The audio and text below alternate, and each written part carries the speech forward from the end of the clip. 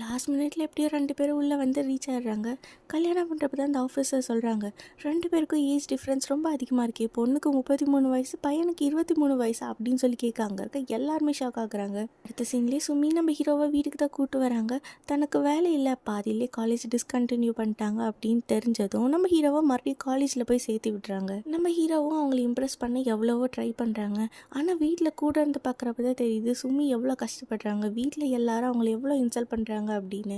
அப்படி இருக்கப்ப தான் ஒரு நாள் சுமியோட இன்டர்வியூ லெட்டர் அவருக்கு கிடைக்குது. ஆனால் தன்னை சுற்றி இருக்கவங்களாம், நீ இந்த மாதிரி சின்ன பையனோட வாழ்க்கைக்கு எடுத்துட்ட அப்படின்னு சொல்லி நம்ம சுமியை ரொம்ப அசிங்கப்படுத்த, அதனால் அவங்க டிவோர்ஸ் ஃபைல் பண்ணுறாங்க. காலேஜில் நம்ம ஹீரோவோட லெக்சரர் வந்து சொல்கிறாங்க, எனக்கு கல்யாணம் ஆனதுக்கப்புறம் வேலைக்கு போகக்கூடாதுன்னு சொல்லிட்டாங்க, ஒரு பொண்ணோட ஃப்ரீடம் இவ்வளோதான், நம்ம நினச்சது யாருமே பண்ண விட மாட்டாங்க அப்படின்னு சொன்னப்போ தான் நம்ம ஹீரோக்கு புரிய வருது. நல்லபடியாக பிஸ்னஸ் பண்ணி வாழ்க்கையில் சக்ஸஸ் ஆகணுங்கிறதுக்காக தான் சுமி என்னை வந்து காலேஜில் சேர்த்து விட்டுருக்காங்க. இந்த டிவோர்ஸ் நியூஸ் தெரிஞ்சதும் நம்ம ஹீரோ வீட்டை விட்டு போயிடுறாங்க.